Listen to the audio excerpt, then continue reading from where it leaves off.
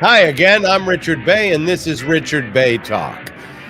I'm here with Albert Reinoso, who produces this podcast for me. Albert, what do you think would happen, let's say, if China warned us that they had a bug in our financial system that could crash Wall Street and infect every bank account in all the banks of the country, so that they would have nobody would know where the money was deposited or how much was in there, and they would release the bug unless we gave them Taiwan? What do you think we would do? I don't think we'd give them Taiwan. Well, what would we do? Panic, I think, is what America would do. We do it best. And what would we think of China? Probably what we think of China now, not much. Okay. And yet we don't think of the Republicans that way, as they are threatening to crash our economy, raise interest rates, actually increase the debt of our nation, and cause who knows how much hardship for Americans across the country. The Freedom Caucus believes that either way they win. Either they get to strip out almost everything that Joe Biden has accomplished since he's been elected president, or else they tank the economy in the year before the election. Both things that they are assuming are going to hurt Joe Biden. Okay, I was just waiting for somebody, though. The Democrats have been very cautious in their attacks on Republicans, in their response. Democrats always playing defense on everything. I mean, this threat, and believe me, there are enough people in this Freedom Caucus to carry it out, that it could happen. It's basically terrorism. Senator Chris Van Hollen from Maryland, he came closest on one of those Sunday shows discussing this. Listen to this. The important point. So Republicans are saying if they don't get things their way, they're going to blow up the economy. That's a very different position than what President Biden's saying. President Biden's saying, look, let's sit down and find a reasonable way to reduce the deficit and debt. He put $1 trillion of cuts on the table. But he's not saying, if you don't do it my way, if you don't close these tax breaks for very rich people, I'm going to blow up the economy. And that's the difference here. So, I'm extremely worried about where we are now. I think the markets are going to get shaky. I think we need to move to Plan B. All right. And his Plan B is to find 5 realistic, patriotic Republicans in the House who will join the Democrats in raising the debt ceiling. Good luck on that. And then there is Plan C, which is the 14th Amendment, which would allow executive action to raise the debt ceiling and not question the debts that we've already made. Supreme Court Justice Robert Jackson quoted Abraham Lincoln in saying that the Constitution is not a suicide pact. So it appears that Biden is also inching closer to considering the 14th Amendment as a realistic option if the Republicans go nuclear, because this is the nuclear option. We will destroy the economy if we can't get what we want. Pakistan has been described as an army with a country. John McCain described Russia as a gas station masquerading as a country. And the United States more than once has been called an insurance company with an army, because that's almost 60% of the money that we spend in our budget every year goes to Medicare, Social Security, Medicaid, and to the Army and Navy and Air Force, and now I guess Space Force. So anyway, we're coming down to the wire here. We'll see what happens. But I thought I'd ask a few other questions. Why can't one Democrat or even the party say, listen, we want to pass legislation that will allow abortion until viability, which is what Roe v. Wade did. But in the third trimester, if there's a healthy mother and a healthy fetus, no abortion or termination of the pregnancy will be allowed. If the mother is healthy, if the fetus is healthy, and the birth can be healthy. Why can't somebody say that? I mean, because it's the Republican retort is always, they want to have abortion up until the moment of birth. Well, of course, that's bullshit, but why not just say to viability? And then third trimester abortions are completely forbidden if the mother and the fetus are healthy. Why don't they just say that? Here's another thing that bugs me. Calling this the Disney DeSantis feud. This isn't a feud. This is, did Hitler have a feud with the Jews? This is a governor punishing a corporation in the state that is the largest single site employer. They have 75,000 employees. They pay $1.2 billion in taxes, and he's punishing them. He's punishing them because they criticized him. This isn't a feud. Did Hitler and Jews have a feud? Did Joe McCarthy and the people whose lives he destroyed for a decade, did they have a feud? Does DeSantis have a feud with drag queens, with gays, with the civil rights movement, with healthcare, with pro-choice women, with prosecutors, and with Disney? No, he doesn't have a feud.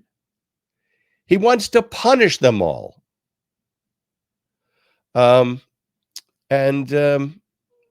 Another question that I was thinking about is that, the NAACP just issued a travel advisory for Florida because of the actions of DeSantis, which they say are erasing Black history in the state. But, we've all focused on CRT and the 1619 Project, and we haven't focused on what they want to replace it with. And we're getting a better picture of that now. So I went and I researched. I listened to Chris Rufo, who's now on the board of this new college that they took over. And he talked about instituting the Hillsdale history curriculum across all schools, including public schools and charter schools. Well, I looked up the Hillsdale curriculum, and it comes from the 1776 commission that was assembled by Donald Trump to develop a patriotic education for the nation's schools. It states that the Civil Rights Act violated the constitutional right of assembly and the right of property. You remember? I mean, I'm old enough to remember it, but back when they passed the Civil Rights Act, people were saying, "Oh, you should be able to discriminate if you own an apartment building." Like Donald Trump and his father, who were found to discriminate against Black renters when they went there. You should be allowed to do that because it's your property. Property rights are more important than a Black or a Jewish person wanting to stay in a hotel or wanting to stay in a house. This is what their curriculum states. It's also, we talk about political indoctrination. It talks about the Democrats and their progressive policies, and specifically says they are a rejection of the principles of the Declaration of Independence. This is what they want to teach kids. This is what they want to teach instead of the 1619 Project, which has its problems. Shouldn't be the only thing they're taught. They state that civil rights movement was turned into programs that ran counter to the ideals of the founders, and that Martin Luther King was appalled or would be appalled by what happened in the civil rights movement because he wanted to only appeal to individual conscience and not the force of law to bring about a colorblind society. Of course, Martin Luther King believed in the law. I mean, and using the law to erase discrimination. He just didn't say, "Oh, please don't be racist." That's not what his speech was about at the plaza in front of the Lincoln statue. Well, anyway, that's what they want to teach the kids. Now, I talked about raising the debt ceiling, but one of the things the Republicans propose, I think, is pretty good, and that's clawing back the unspent COVID money from the states. I mean, by this time, unless it's already been committed to a very long-term project to make up for something that happened in COVID. I mean, yeah, clawing back that money, of course, it's probably only 30 to 50 billion. And in the grand scheme of things, you got $1 billion here, $1 billion there, and pretty soon you got $1 trillion, as somebody once said. But I don't know if they play this commercial where you live, but here in Florida, this is almost as ubiquitous as the Camp Lejeune commercials. Take a look at this.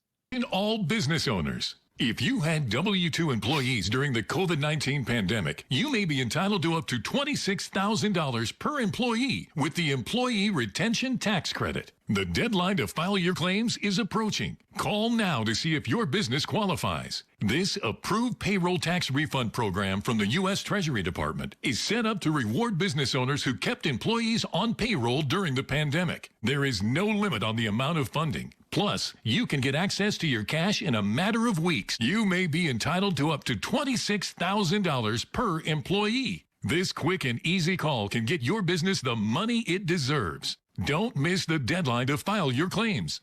Just call 800-435-8409. I don't get it.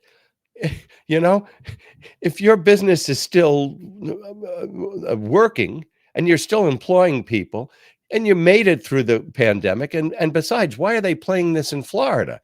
I thought we had the free state of Florida where everything was open, according to Ron DeSantis. Albert, do you understand this at all? Is there something I'm missing here? Somebody's making money that you're not seeing. That's what's going on.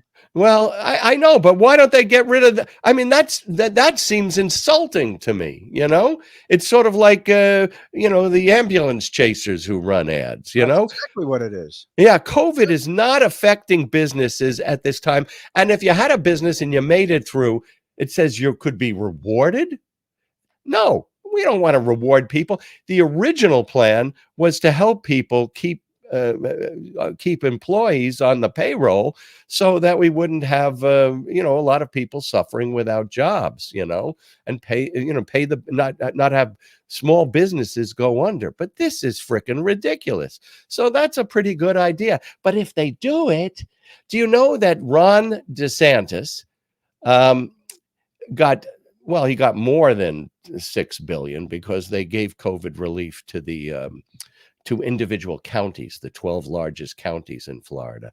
But Ron DeSantis took $6 billion of that COVID relief money from the federal government, and he just dumped it into the general revenue in Florida.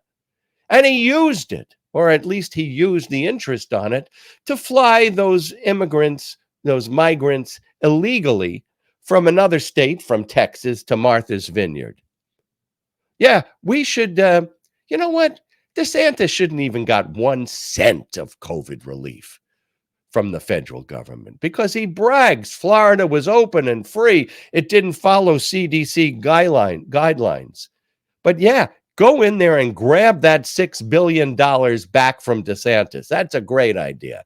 Now, in the course of this week, we've already seen the funny season start with all sorts of BS being discussed on conservative talk radio, on Fox, on Newsmax, and on the front pages of the New York Post. Here is what they had on their cover. Can we look at that? Oh, no. Oh, how could we treat our vets like this? The vets were kicked out for the migrants, those bad migrants.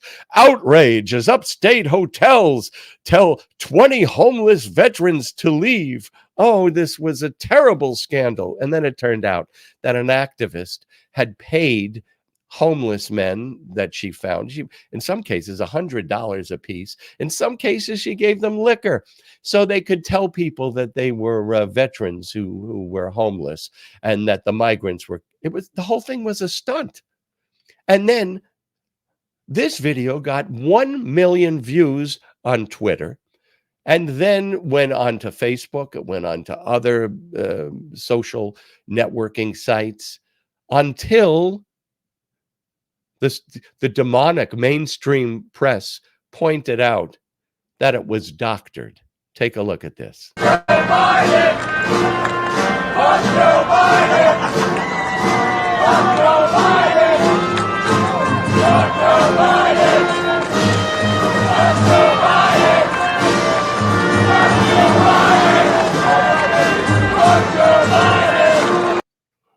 Reuters and AP interview. Actually, they had reporters there, and they said this just didn't happen. But that was passed around. Fuck Joe Biden at the graduation ceremony. Didn't happen at all. So, get ready for the avalanche of BS, from the right wing. I don't know, a machine that spews this stuff out and gets passed on, through their network of radio hosts and Fox News and OAN and Newsmax and whatever. But actually, there was a graduation ceremony where somebody did get booed. I discussed earlier that DeSantis took over this college in Sarasota, New College, and he got rid of the whole board and put his Republican lackeys in there. Christopher Rufo, who is the right-wing activist that wants to instill the Hillsdale Christian College curriculum into this university. In fact, I just read before I sat down here that they're getting rid of the SATs and the ACTs, and they're going to use a biblical program, a biblical test with all sorts of religious themes to gauge students rather than the terrible SAT and the ACT. I mean, so who did they pick to be their graduation speaker? A member of the Trump administration, Scott Atlas. You may remember him. He was the guy that was denounced by the faculty at Stanford University and by Dr. Fauci and even by Dr. Birx herself. I mean, he said you don't have to wear masks, that you don't have to stand apart from other people in the midst of the COVID crisis, that we should have herd immunity and just let people die off, and eventually we'll all be fine with the healthy people left.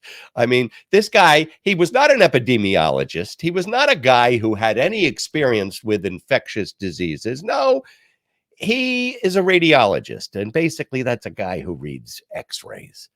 Oh, but he was made the spokesman for Donald Trump, and now he was invited to be the graduation speaker at New College. Now, the students, many of them were so upset that they held their own graduation ceremony outside of this room. But the ones that went, this is what happened.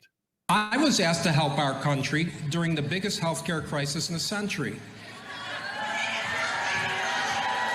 After a day of meetings in the White House, I was asked by Jared Kushner to help advise the president.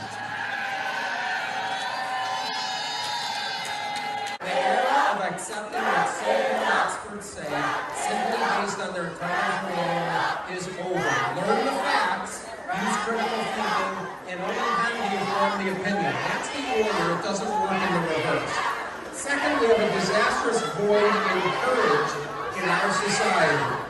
To quote C.S. Lewis, courage. All right.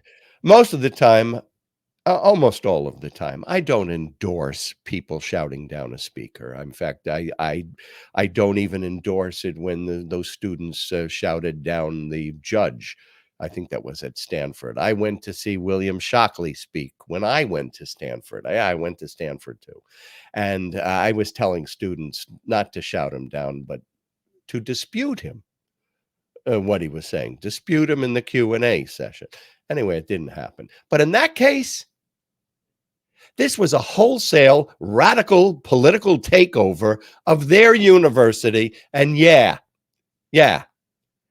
they should have had their own graduation ceremony. And yes, they should have shouted down this guy because he was a disgrace. And it was a disgrace that this man was forced upon them as a graduation speaker.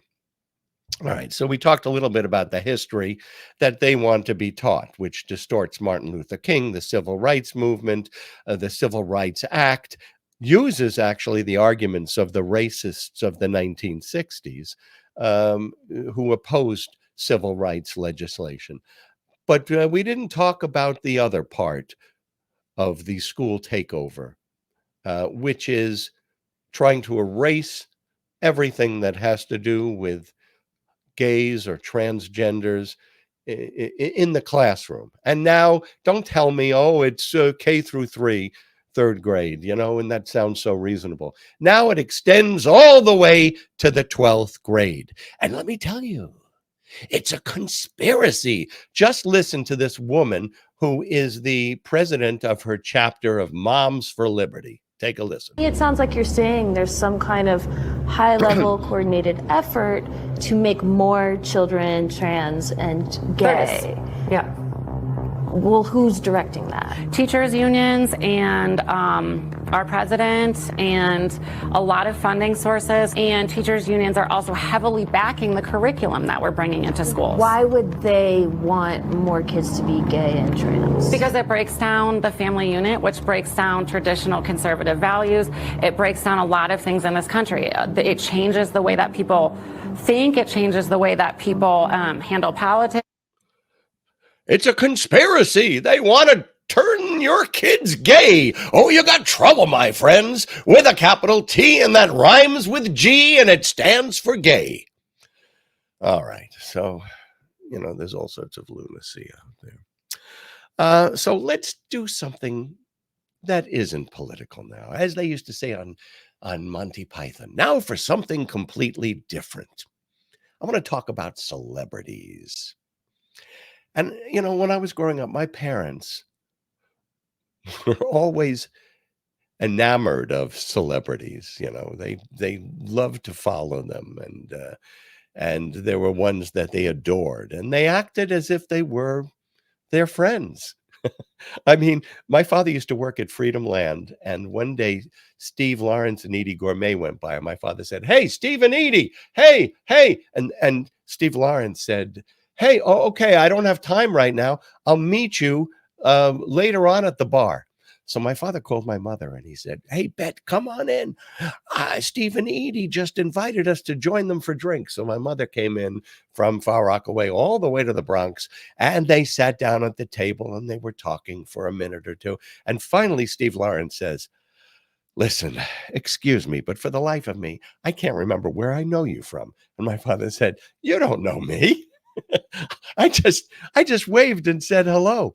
But my father was such a gregarious, friendly kind of person. One time, Louis Armstrong showed up at Freedom Land to play.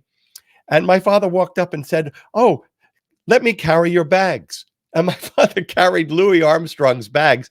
I still have the postcard from Louis Armstrong that he signed to my father for helping him with his bags. When we were little, the Three Stooges were there. My father took us backstage, and there were the Three Stooges in their underwear, 3 old men with a bottle of booze on the table, smoking cigars and playing cards. And my little brother, who I don't know, he was very, very young, 7 years younger than me. He started crying, and Mo came up and tried to soothe him and make him feel better, to no avail.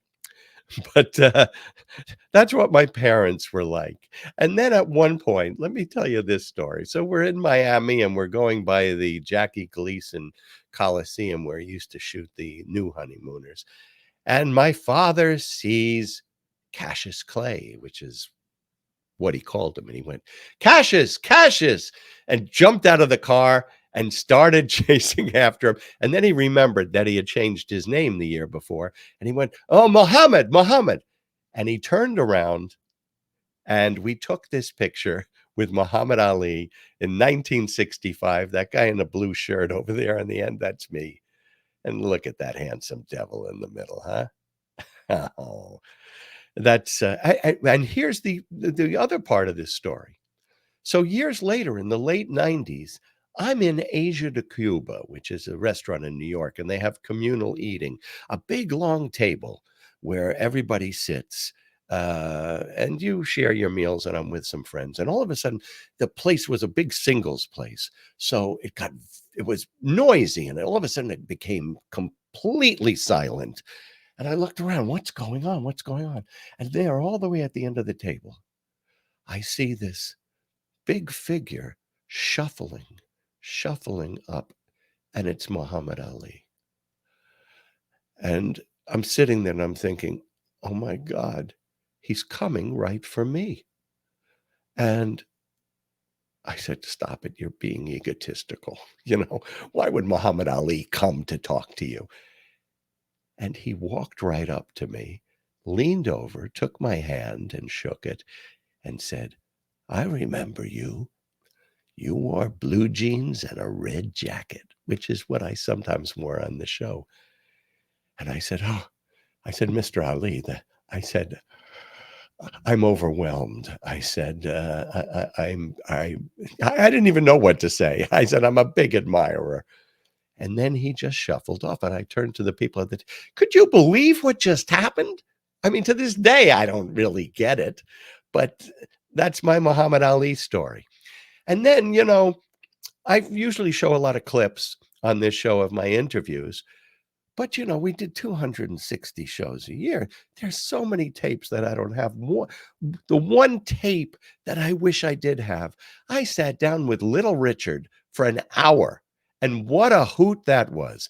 He did sign his book for me, and I do have this there. Oh, Little Richard wrote, may God bless Little Richard, October 18th, 1984. But I wish I had the clips from that. And then on one show, I had an actress who had been my childhood crush. I saw her in the night they raided Minsky's, and I thought, oh my God. And I spent an hour interviewing her. I don't have that either. It was Britt Eklund who went on to marry Peter Sellers. Oh my God. I had such a crush on her. How did I even do the interview? And then here's a story.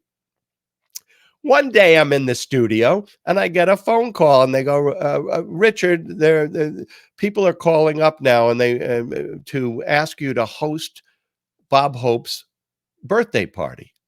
So I go to the phone and I say, what? Is this some kind of a joke?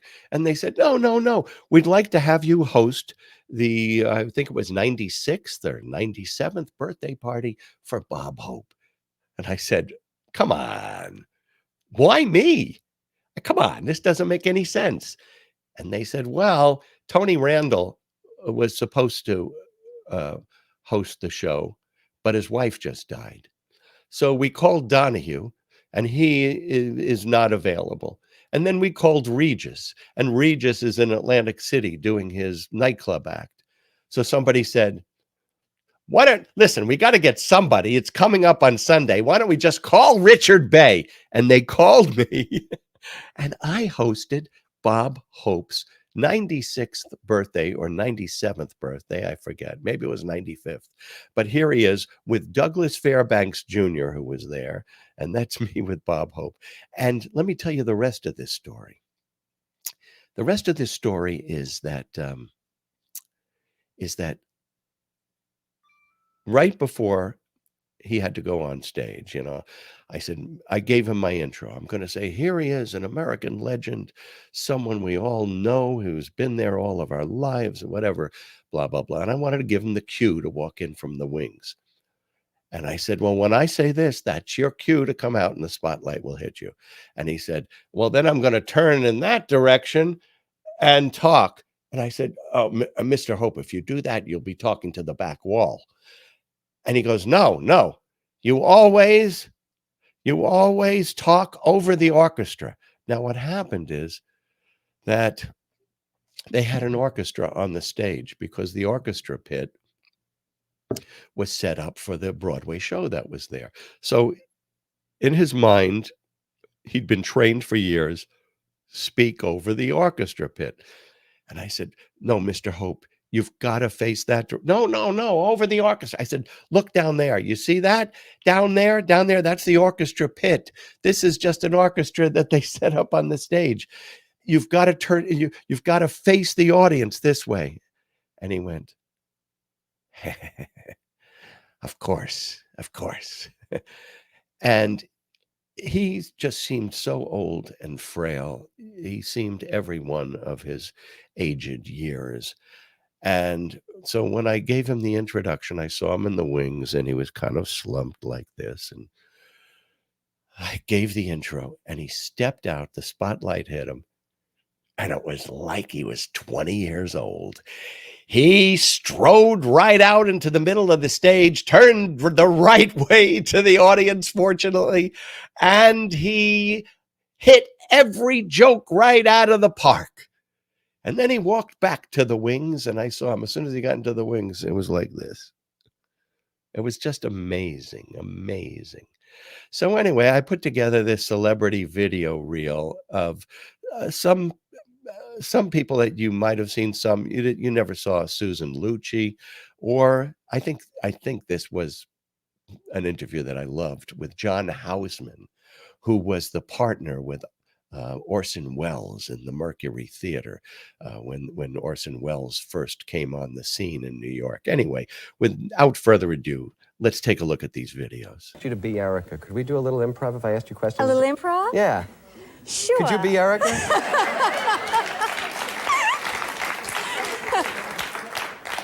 Erica, why are you so mean to your mother? I am mean to my mother? My mother is lucky to have a daughter like me, and she should know that. Can you enjoy your movies when you watch them now, or do you always think, I know what the shot took, I know which take this is? Can you sit back and enjoy the story and the acting and the... Oh, it's hard for me. I can enjoy anybody else's movies, but I can't enjoy my own. The only movie I've been able to see feeling somewhat disconnected from the experience is Raiders of the Lost Ark. Why? Raiders, I don't know. It's the only movie I can watch of mine and be entertained by it and not remember what happened behind the scenes, not remember about the snakes, not remember about the bugs and this and that and this and that. When I was at drama school, I used to have a lot of discussions with friends about your relationship with Orson Welles and the necessity for having people who have different, actually for the necessity for people with different ideas to get together and create a dialectic process. I know you and Orson Welles did not agree on everything. Oh, indeed, no. Did you agree on anything? Yes, we did. It was a partnership. It was a theatrical partnership, and I imagine that a great many of the famous theatrical partnerships have developed along lines very similar to my relationship with Orson. We agreed on the kind of theater we wanted to do, and later on the kind of radio we wanted to do. We agreed that he was the genius of the partnership and I was the organizer of the partnership. That was our understanding, and that never was in question and never created any problems. We were both very temperamental, and our relationship was a very violent one. There were terrible screamings and yellings. And I heard one time he came after you with a can of Sterno? No. Was that... No, he threw 3 dishwarmers, Sterno dishwarmers, at me in the course of our final quarrel. He missed me each time. That was the final quarrel? That was the final. According to People magazine, one friend or one acquaintance that knew you said their relationship had everything. Passion, longing, anger, despair. They had everything together but sex. That is rather crudely but nicely. I'm just going to play some of these songs. Tell me about the memories that they bring back, if you can just free associate a little bit, okay? All right. Abba dabba dabba dabba dabba dabba dabba said the monkey to the And here he is, Carlton Carpenter. Abba dabba dabba dabba dabba dabba dabba said the chimpanzee to the monkey. All night long they chatter away. It's too slow, see, the object of Abba dabba is Abba dabba dabba dabba dabba, it's a chimpy to the monkey. Abba dabba dabba dabba dabba, it's a monkey to the chimp. All night long they chatter away, all day long happy days. I do not play the piano. had Debbie Bet you Reynolds sit didn't on my notice. lap. Boy, that was a big thrill here. Did you enjoy it? Yes. My microphone is right on the back, actually. Richard Bey is my former colleague at the ABC radio networks. Which way does the line go? I mean, it's not chicken and egg, obviously. But it doesn't seem like the American public really cares whether it's important or unimportant as long as it's packaged correctly. What's inside the package does not have to have credibility. What's inside the package does not really have to have worth. It just has to be an exciting package. I was growing up, every time if I tried to do something and I couldn't do it well, or I failed at it, or I didn't have an aptitude or a talent for it, my father, to soften the blow of the realization that I had limitations, would say to me, Richard, nobody can do everything except Sammy Davis Jr.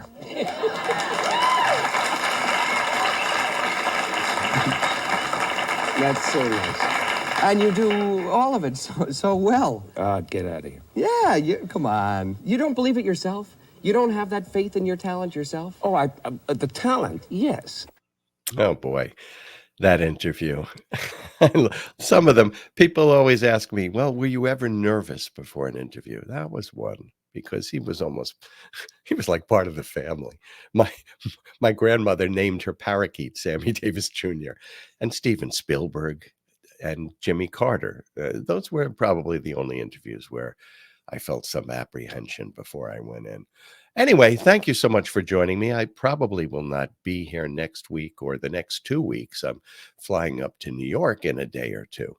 But I do appreciate the fact that you watch, that you share this on Facebook, that you subscribe, and that, well, if you enjoy it, tell others about it.